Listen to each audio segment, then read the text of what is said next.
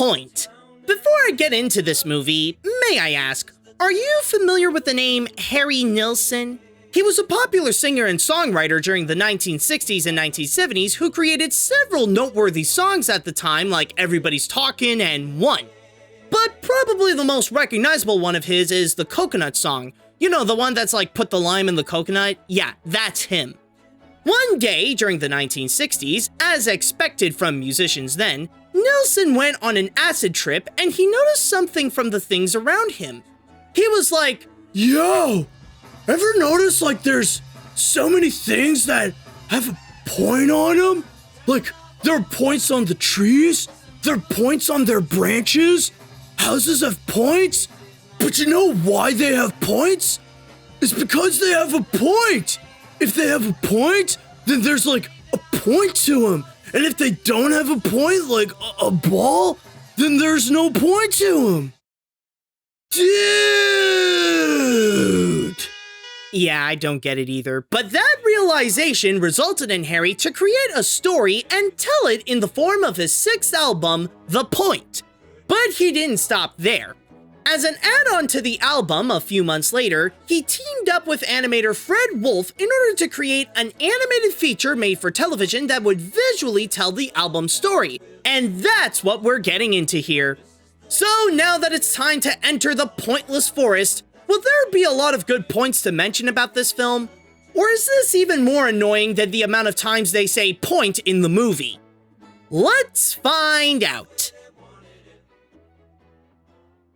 The story. As an animated film that's based on a music album, there is one movie that was released only 3 years before this that shares a lot of similarities with The Point, and that is The Beatles' Yellow Submarine. I bring this up because it's quite noticeable how this film took a lot of inspiration from Yellow Submarine in order to present its characters and build the structure of the story. It wants to make sure that it can find the right blend of telling the plot and playing the songs from the album at the same time, which does have some difficulties doing so. One of the issues with this film is that it constantly has inconsistent pacing, where the tone can get easily tired and often needs to sit back and refuel itself so that it can return to making things interesting again.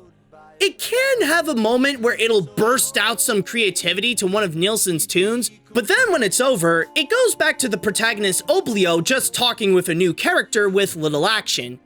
I know it's a low-budget production, but it can have a hard time trying to grab the audience's full attention to what's going on. So, with that said, does it mean that the story is overall bad? Actually, no. In terms of the plot itself, it knows what it wants to be, and it does so effectively. The way that it wants to be told is like a bedtime story. In fact, the whole movie is established that way with a dad reading to his son. There is an entire storytime feeling that encompasses the movie, where not only the songs are the driving force of the film, but also the moral, which is that even if something literally doesn't have a point on it, everything has a point. Also, while delivering the message, it slips in a subtle commentary on race.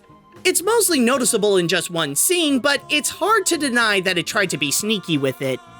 You know, he's polite, and he's well-mannered, and he may be, but would you want your daughter to marry... Oh, you're baiting me. You're deliberately baiting me. I will not be subject. Another element that helped capture that sense of a storybook is the world building that's very reminiscent to the Dr. Seuss style. Both the village and the pointless forest live in their own fantasy-like world where it would seem nonsensical at first, but they all serve a point to help sell the message. The story may have issues with some of the execution, but it does have the heart to play like a well-intentioned bedtime story. The animation. One thing to keep in mind when talking about the animation is that not only is it made for television, but it is also very limited animation, like I'm nearly talking about minimalism here. However, despite being limited, the film does manage to make the most with the materials it had. Well, somewhat. Let's get into some of the good stuff first. One interesting element of the visuals is how it doesn't hide how it was all handcrafted. All the sketchy lines and the brushstrokes are prominently in display, so it can make it easier to get into the world when the film really indulges in the fantasy, and that this is a storybook coming to life. Even the designs are more focused on playing a lot with shapes to emphasize the sharp and round elements so it could also visually sell the message. But it is also a bit toned down to give the world and its characters a friendly approach while keeping the use of colors at minimum. Because of that, it gives the movie an art style that's very reminiscent to Schoolhouse Rock. But since music is a key factor to this feature, the musical numbers are the highlights of the animation, allowing the film to go a lot more abstract and let the artists be at their most creative to make what can pretty much be their own psychedelic music video.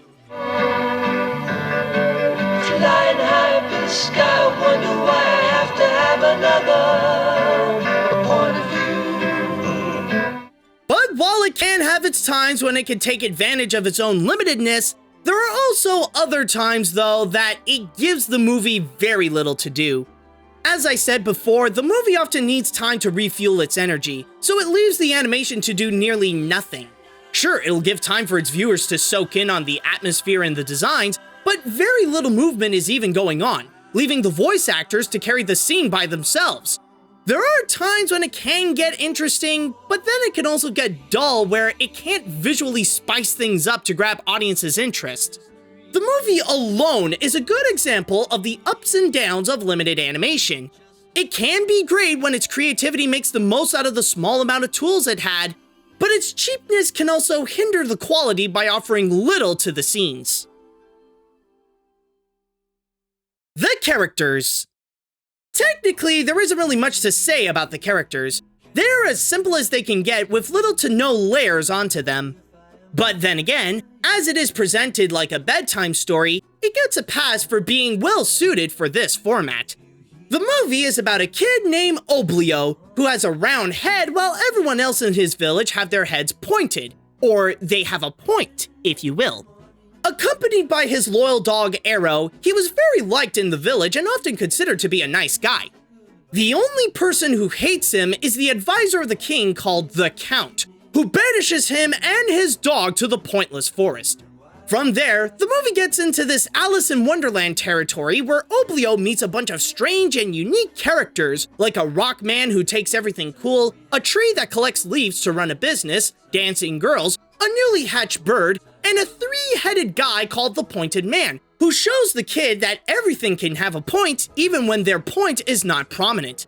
Since many of these characters only appear for one scene, they use that moment to fully display their personality, to make the most of what they have in order to have an impact on their appearance. The only other characters that are in here are the dad and his son who's narrating the story. But their scenes do get repetitive when their lines usually consist of, "Wow, isn't that the greatest story you've ever heard? Yeah, sure dad, it's cool, whatever." Will you shut up and pay attention? Peace and love.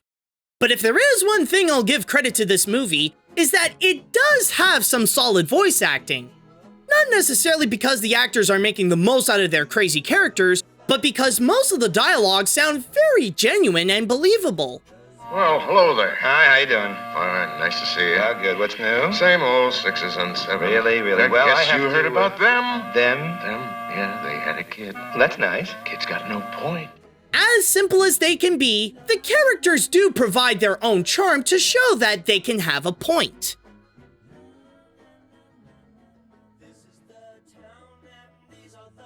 While it may be just an extension to a studio album, at least there is a point to the movie. The point is a simple yet charming animated feature that takes the music of Harry Nilsson and turn it into a storybook-like adventure to show that everything can have a purpose in life. While it may not reach the standards of something like Yellow Submarine with its pacing issues and very limited animation that can often slow things down, it could still stand well on its own with a fun story, great voice acting, some enjoyable characters, a thoughtful message, and even the animation can have its creative moments.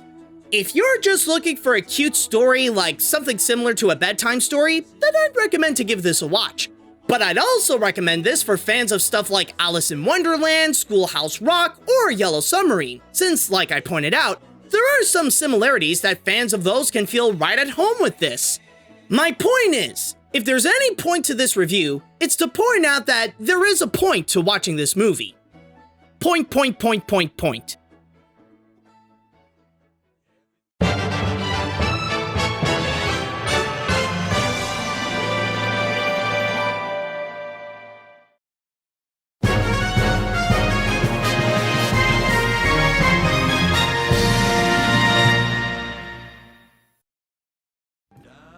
Hey guys, this is AniMat, and I want to start things off by giving out a huge thanks to Ryan Legger, whose amazing support on Patreon allowed him to get some amazing rewards, including this one, where he would ask me to go and review The Point.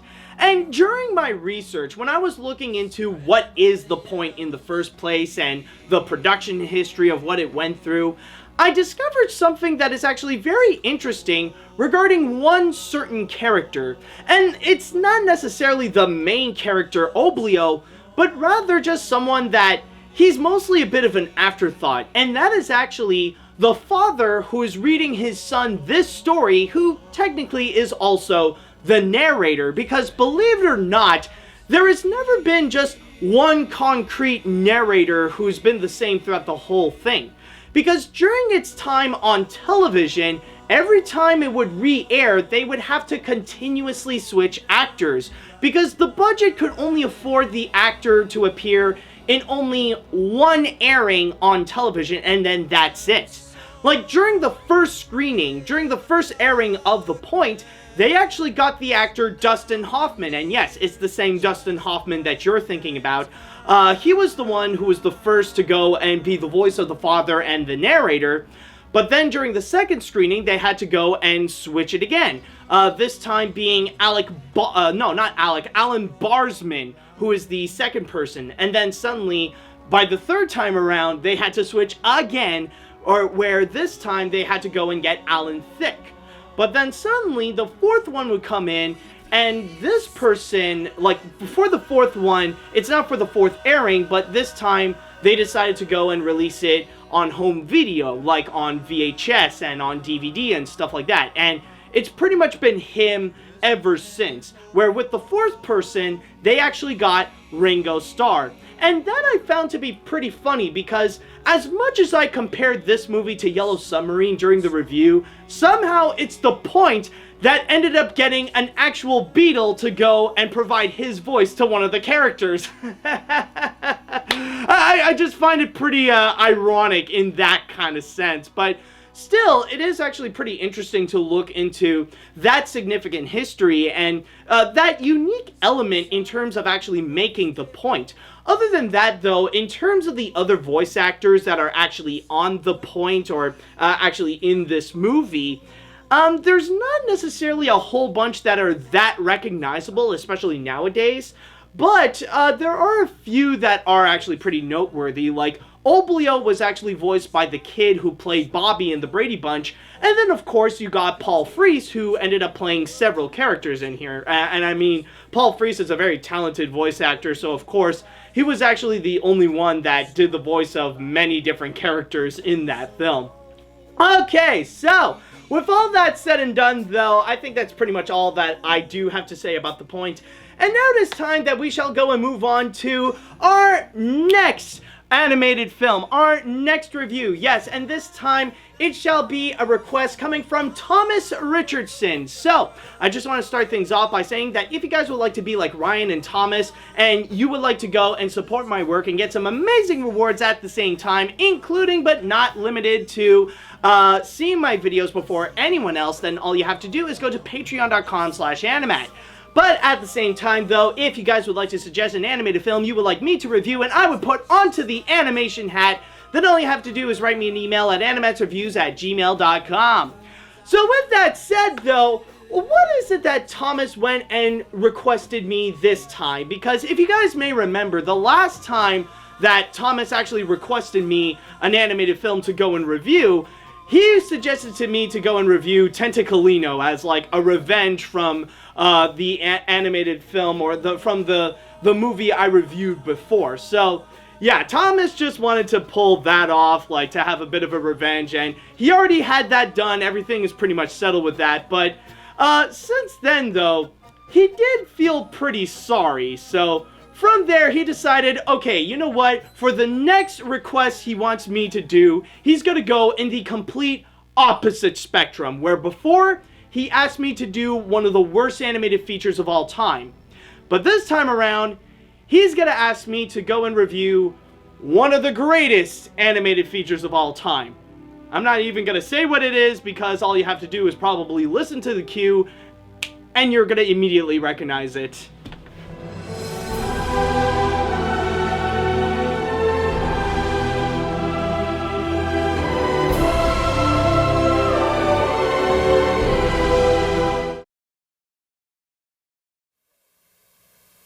Now you tell me, is this a story or is this a story?